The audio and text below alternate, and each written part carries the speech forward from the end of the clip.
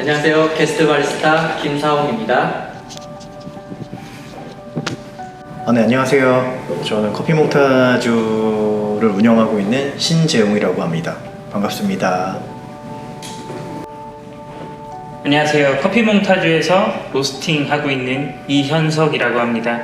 자, 우리 게스트 바리스타 몽타주하고 두 번째 프로젝트를 다시 하는데, 이번 프로젝트에 우리가 특별한 블렌드 두 가지를 선보이기로 했잖아요. 네.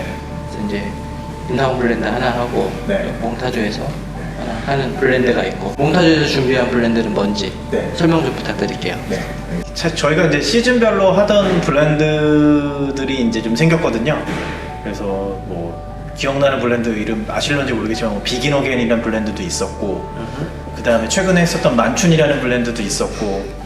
그런데 사실 저희가 여름 시즌에 하는 블렌드가 이제 여름의 맛이라는 블렌드가 있거든요. 그래서 그 블렌드 저희 개발 행사하는 게 또 6월 초니까 시기적으로 잘 맞는 것 같아서, 그래서 저희가 이제 여름의 맛이라는 블렌드를 준비를 해봤습니다.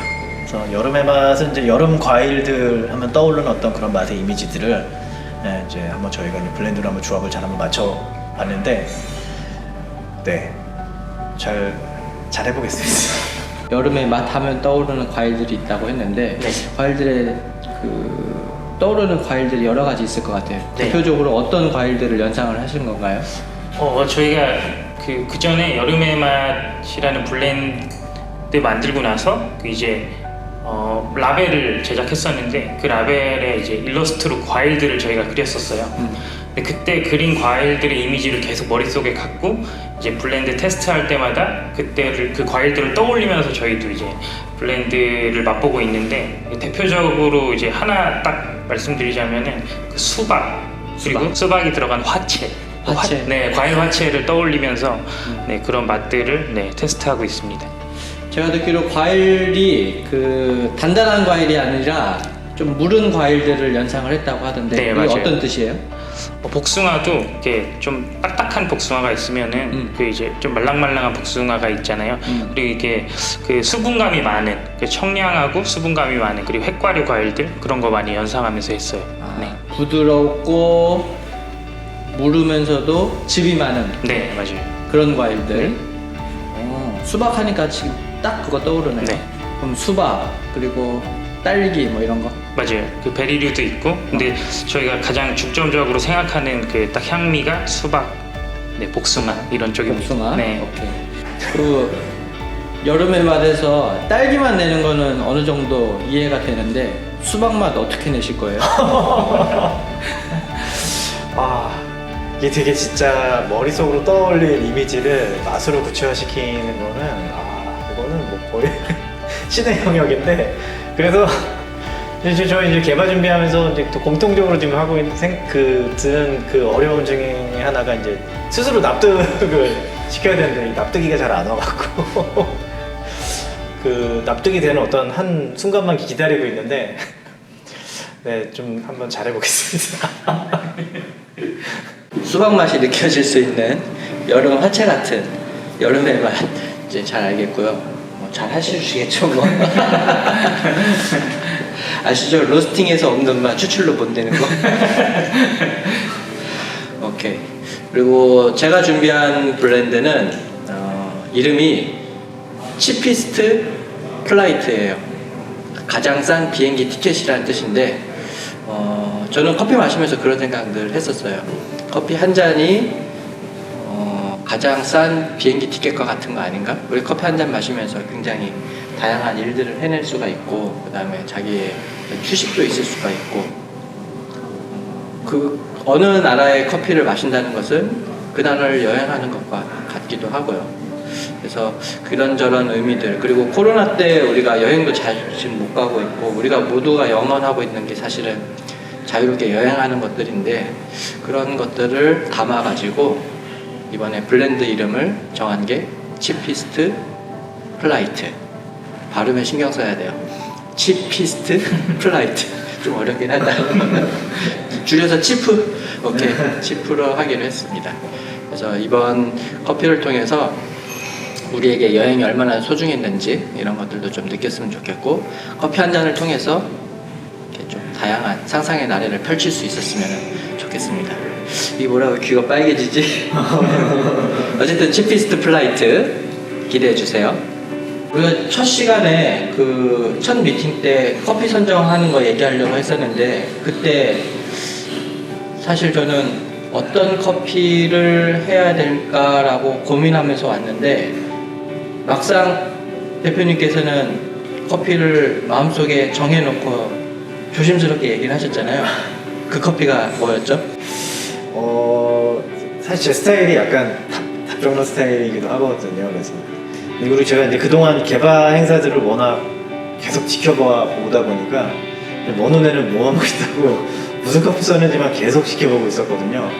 근데 저희가 이제 쓸 수 있는 카드가 많지 않은 것도 있었고 그 다음에 이제 어떤 이 행사 안에서 어떤 새로운 도전을 해보고 싶기도 했어서 이제 마음속에 되게 깊이 담겨져 있었던 어떤 소망들이 있었는데 그 중에 하나를 한번 꺼내보기로 마음을 먹었죠. 그래서 답을 정해놓고 싹 꺼내서 말씀을 드렸는데 너도? 라고 얘기하셔갖고 네 그렇게 정해졌죠. 네, 그래서 브라질 커피를 제가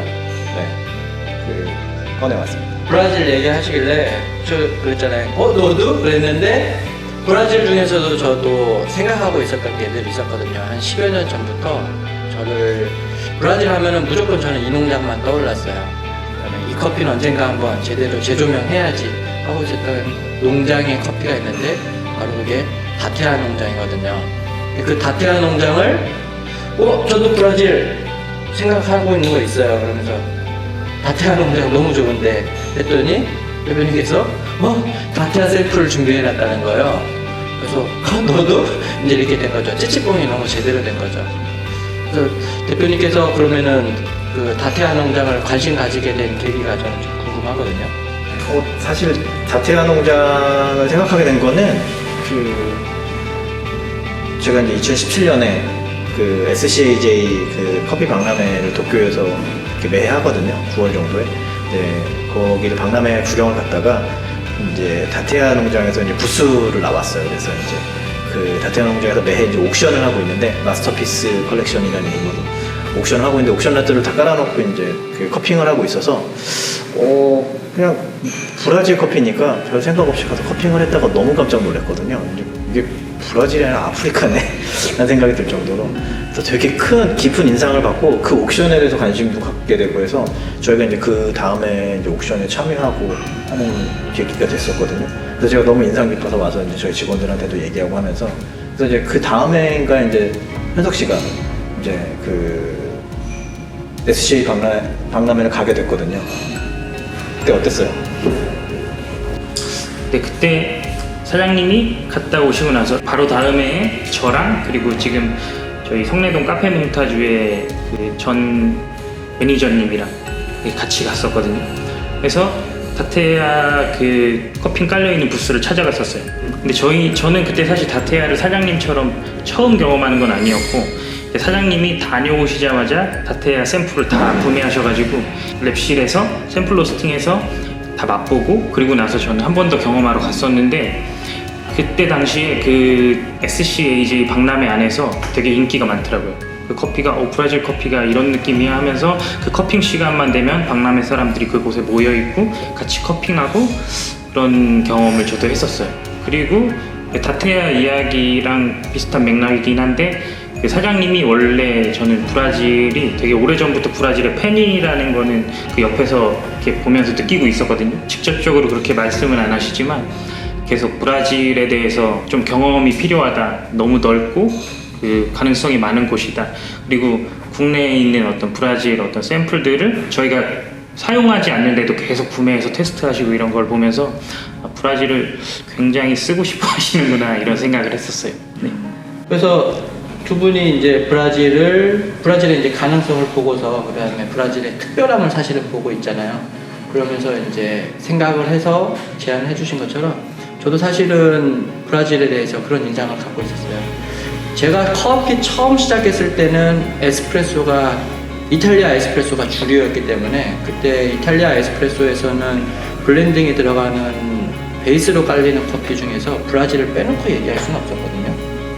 근데 그러다 보니까 브라질은 항상 특별한 커피가 아니라 뭔가 베이스가 되는, 받쳐주는, 뒤에서 그 다음에 존재감 없이 그냥 이렇게 다른 커피들을 돋보이게 만들어주는 이런 역할들로만 이해를 하고 있다가 지금 얘기하셨던 다티아 농장 커피를 10여 년 전에 처음 접했을 때 저도 정말 놀랬던 기억이 있어요. 내가 알던 브라질이랑은 전혀 다른 커피다. 브라질 안에서도 이렇게 특별한 커피들이 있구나. 그리고 그런 것들을, 고품질 커피들을 재배하기 위해서 노력하는 농장이 있구나. 스페셜티 농장이 브라질 안에 있구나. 이런 것을 저도 느꼈던 거죠. 그 농장의 커피들, 브라질 커피가 갖고 있는 어떤 특별함을 소개하는 시간이 언젠가는 있으면 좋겠다라고 했는데 지금 이번에 우리가 이제 하게 된 거고, 그리고 치피스트 플라이트라고 하는 블렌드를 만드는 데 있어서 그 맥락과도 되게 잘 어울리는 것 같아요. 지금 우리가 에스프레소가 다시 한번 스페셜티 씬에서 재조명되는 시기인데, 이 시기에 브라질, 우리가 생각했던 브라질의 이미지, 싸고 저렴한 커피, 그런데 그 브라질을 잘만 쓰면은 사실은 블렌드 커피를 굉장히 다른 차원으로 가져갈 수 있는 포인트가 되는 커피라고 저는 생각을 하거든요. 그건 두 분 다 아마 마찬가지이실 것 같고, 그래서 그 브라질을 우리가 재조명하는데 치피스트 플라이트라는 이름으로 한번 작업을 멋지게 한번 해보도록 하겠습니다.